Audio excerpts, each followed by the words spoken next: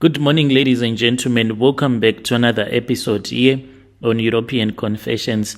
The following story that you're going to be listening to, it comes from a translation of a message that I received, and the translation of that message, it reads like this. Hello, Brother Nashi, how are you? I am a man who was born in a family that already had money, but I wanted more. The day that I found out that my own grandfather, he used to have his own ontologies, that was when I realized that our money, it was not only money that we got because of some corrupt deals that my dad, when he was still alive, used to do, but it was because also that we had been blessed by our grandfather. And our grandfather, he had gone to Mozambique, and then he was given the ontologies in which my grandfather, it was said that sometimes he would go for days and then people would find him, and after people would have found him, then he will start to make a lot of money. So then my grandfather came to Harare and he bought his own house here in Borodal, as well as starting a big shop in the middle of the CBD. That is how he was making money. So we grew up living a very good life, such that people might say, so what was the use of you joining a secret society? I did it because I can, and I did it because of the connections that I had. So this is what I am supposed to be doing each and every day, as long as I want to live for the rest of my life. I have to sleep in a coffin. I do this so that at least I can worship the demon of death that brings me good fortune. I am a 29-year-old, and people know me as a person that runs a successful event planning company, and I do drive my beautiful car. I recently bought a Mercedes-Benz, but one of my favorites, it is a 2023, my car that I love, that I bought in 2023, a Mercedes-Benz, and I live in a very beautiful house, a double-storied house here in Borodal. And most of the times when I want to go shopping, if I am feeling lazy to go shopping to South Africa, I would rather fly. I usually love to go and buy my groceries in France. That is where I used to go to. If it is not France, then I will go to Italy, because the woman that I am currently dating, she has her own boutique, so she loves to go and buy some clothes, either Turkey or Italy. Then we do our grocery shopping. It is because of the money that I have. I do not feel any pain at all when it comes to spending the money, simply because I know that when I go and sleep in that coffin, then money will just appear to me from nowhere at all. So it was when I was 23, that was when I noticed that most of my father's relatives, they are very poor, like really poor. I have most of my father's relatives that are living there in Chitungwiza. So there was one who started to run mad by the time that my father bought his Jeep. He bought this Jeep. This was in South Africa. He said one day, I just want a car. Let me see what can I do. He then went to Mozambique, and when he returned back, he had this other clay pot in which he showed me, my siblings, and my mom, and he said from that clay pot, that was where he was going to get the money that he was going to use to buy the car. So that was when he spoke with his young brother, who has a house in Chitungwiza, and told him that it was too much for him, the money that he was spending. It was far much better for his son, my cousin brother, the one who started to lose his mind, who was studying, and he was doing a diploma in marketing at this other college in Harare. So he came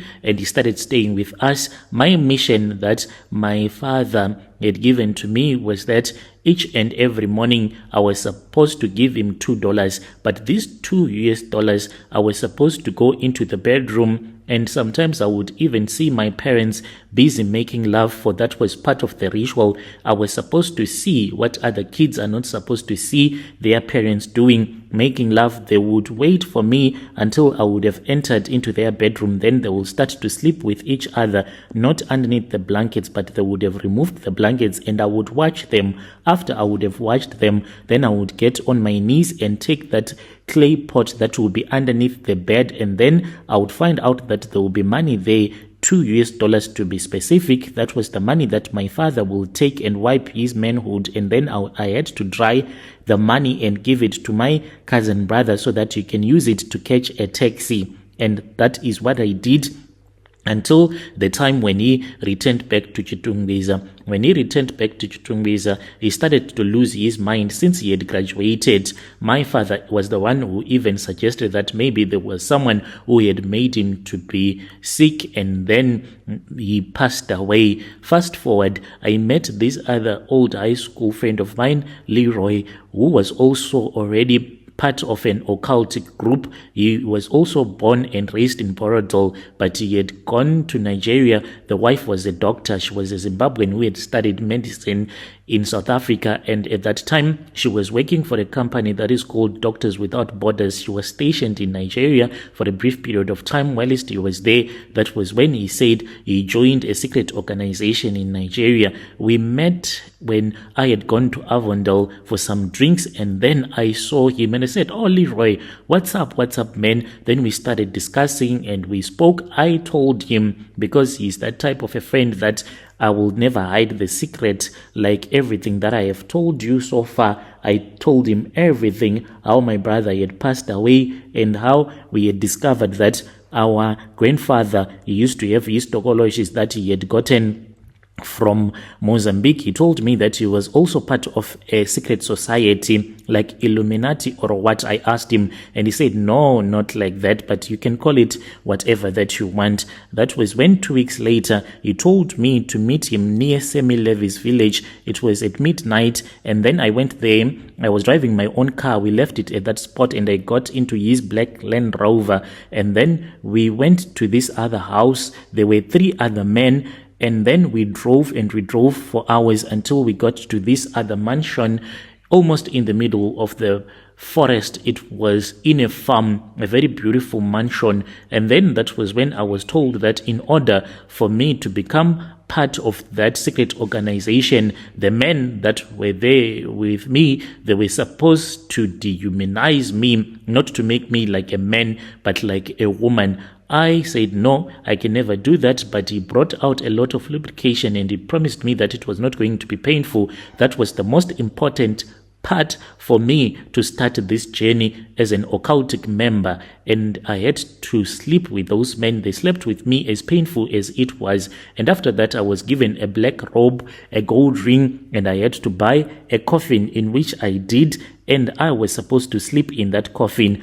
I then started staying with my friend, for I was supposed to sleep inside that coffin for 7 nights. Each and every night I would go into that coffin and I would get in there, then I would sleep throughout the night. And when I was done with those rituals, that was when I was told that I was now a full member. He was the one who gave me that idea, and he told me that he know a lot of rich people that will be looking for venues for their companies, as well as when they want or their relative wants to get married. So that is how I got connected. I do have a venue where a lot of business meetings, even government meetings, are held at my venue, and that is how I make my own money. I moved from home, bought another house here in Borodol since I like it, since it is very quiet. I regularly sleep in a coffin, for that is what I am supposed to do in order to prolong the number of years that I am supposed to live. I was told initially